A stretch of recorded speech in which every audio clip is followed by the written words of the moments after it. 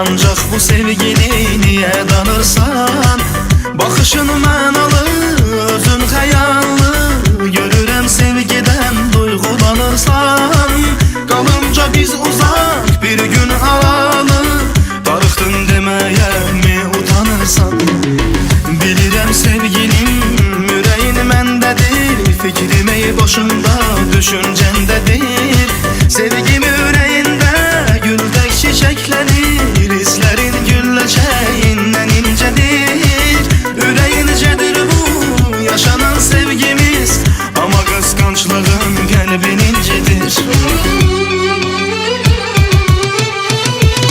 Sənə vurulandan bilmişəm ki sevmək nədir, kimisə düşünmək, istəmək, darıxmaq nədir. Bunu bilə-bilə etmək olmur ki heç sevgilim, sevmək ağılı başla deyil, bir ürəklədir. Sənə vurulandan bilmişəm ki sevmək nədir, kimisə düşünmək, istəmək, darıxmaq nədir. Bunu bilə-bilə etmək olmur ki heç sevgilim, sevmək ağılı başla deyil, bir ürəklədir.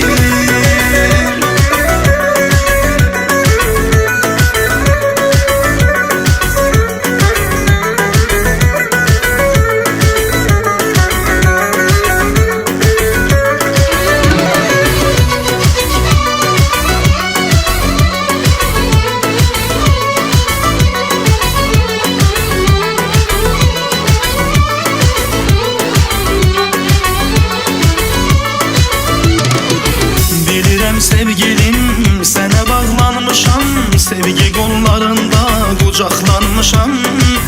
Elə bil başqa bir aləmə düşmüşəm, bu gecək dünyadan uzaqlanmışam. Gözümdə bircə sən, başqasını görmürəm, eşqin hökmü ilə yasaqlanmışam.